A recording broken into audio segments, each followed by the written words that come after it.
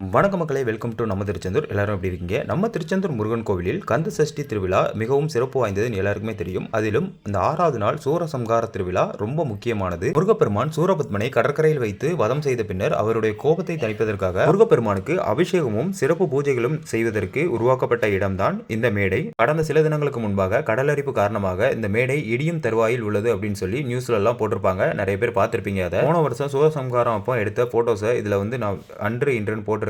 இந்த இடம் அப்போ பாத்தீங்கன்னா கிட்டத்தட்ட ஒரு 50 இருந்து 60 மீட்டர் கடற்கரை பகுதி ரொம்ப நீளமா இருந்தது. தற்பொழுது பாத்தீங்கன்னா கடல் அரிப்பு கொஞ்சம் கொஞ்சமா அதிகமாகி இந்த மேடைக்கும் கடலுக்கும் கிட்டத்தட்ட ஒரு 10 இருந்து 15 மீட்டர் தான் தூரம் இருக்கும். அந்த அளவுக்கு கடற்கரை பகுதி ரொம்ப கடல் அரிப்பு காரணமாக சுருங்கிட்டு தற்பொழுது அந்த நியூஸ் வந்ததுக்கு அப்புறம் பாறைகளை வச்சு கடல் அலையின் வேகத்தை குறைப்பதற்காக ஒரு தடுப்பு சுவர் மாதிரி தற்காலிகமா ரெடி பண்ணிருக்காங்க. இதை இப்படியே விட்டா கூடிய சீக்கிரம் இது மேலும் அரிப்பு ஏற்பட்டு இடியும் நிலை ஏற்படும். சீக்கிரம் அரசாங்கம் இதுக்கு ஒரு நிரந்தர தடுப்பு சுவர் கட்டணும்னு சொல்லி பக்தர்கள் சார்பாக கேட்டுக்கிறோம்.